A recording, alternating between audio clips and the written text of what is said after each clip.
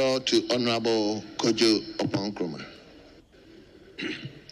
Mr. Speaker, thank you for the opportunity to make some few remarks in support of the motion that has been moved. First, Mr. Speaker, I'm tempted to comment briefly on the remarks by the Minister for Education in celebration of what I'll call the new threshold of 60 ministers.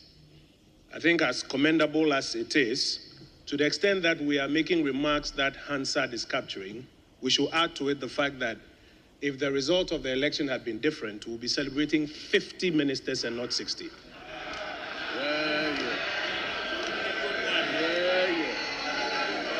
The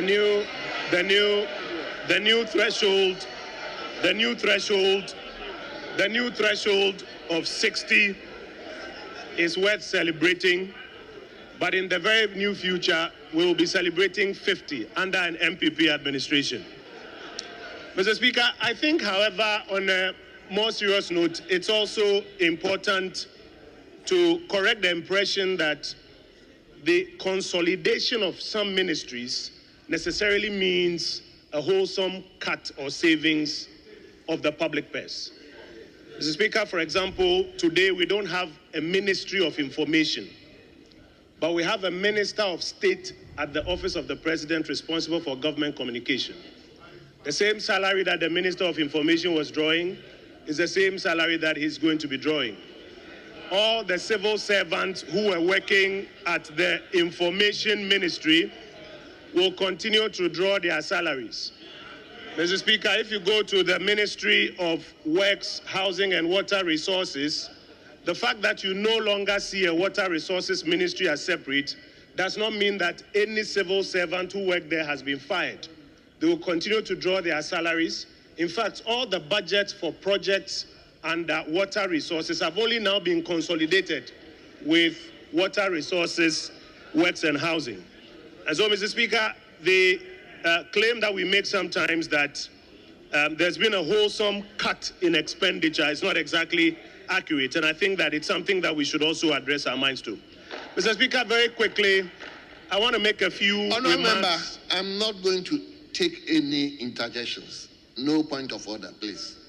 Yes, Minister. Very quickly, Mr. Speaker, I want to make a few remarks on some of the specific portfolios, starting with the Employment Minister. The Honourable Rashid Pelpo, very respected member of this House, we congratulate him on his nomination. A couple of things that we who have just left government would like to draw his attention to.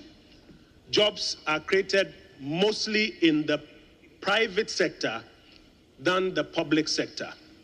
And so it will behove on him to liaise with his colleagues in the economic sectors so that they can create the enabling environment for the private sector to create the jobs.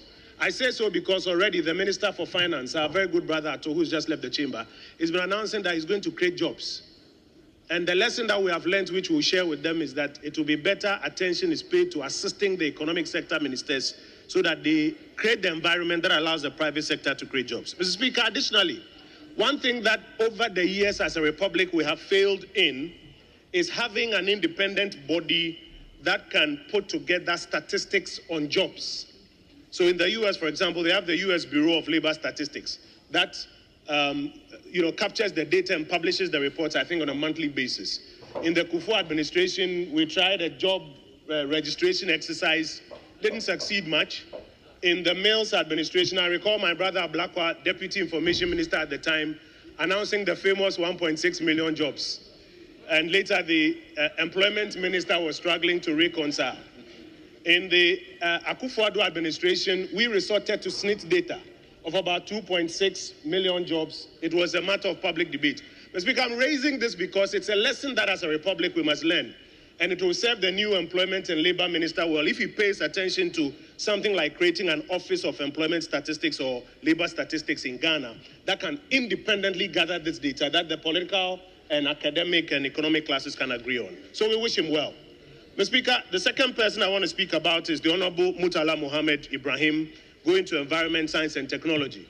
We're having a big debate here this afternoon about whether or not we can rely on what somebody has written as a matter of fact. Is a debate that is at large. But Mr. Speaker, now the fight against galamsey, as he also alluded to in his vetting, is something he has to exercise his mind to. And in collaborating with his colleagues, the Minister for Lands, maybe Defense, etc., they will be able to do a bit more in addition to what has been done already. It's a fight that successive governments have battled.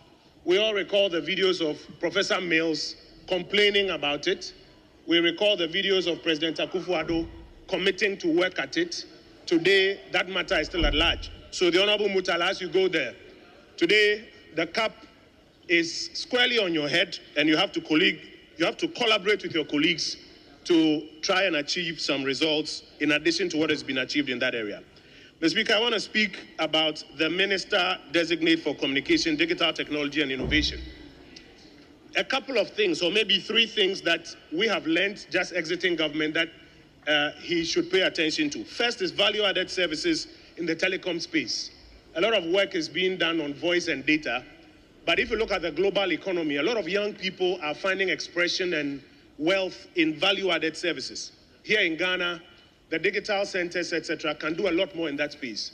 He shouldn't just focus on, the telcos, voice and data, but value-added services and how to help young Ghanaians take advantage of that. Attendant to that is the case of business process outsourcing centers. India, Singapore, some other parts of the world are creating a lot of jobs for young people through BPOs.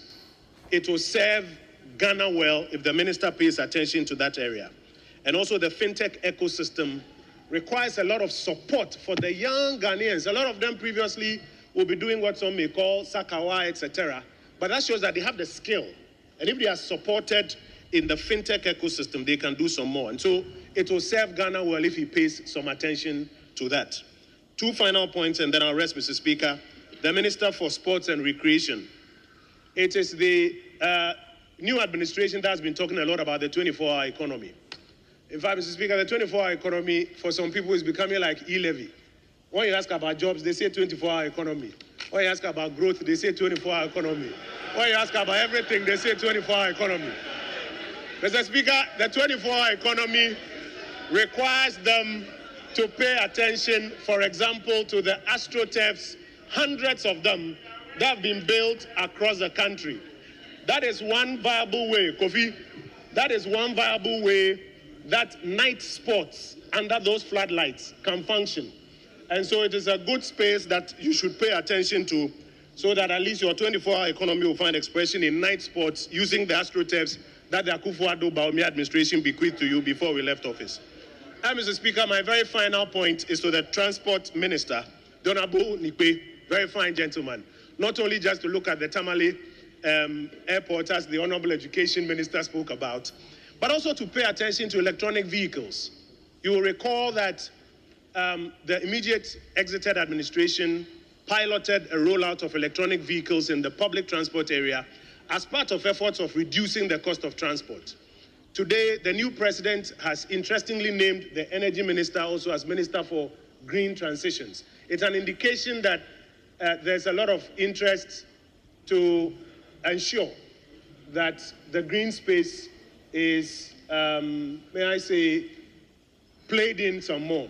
It will help if the minister, collaborating with the Minister for Energy, ensure that the policy on EVs is put to use as quickly as possible. In particular, Mr. Speaker, the duties of, on electronic vehicles, so that people who want to go into electronic vehicles, particularly large occupancy electronic vehicles, will find them cheaper, bring them in, and help to reduce the cost of transportation.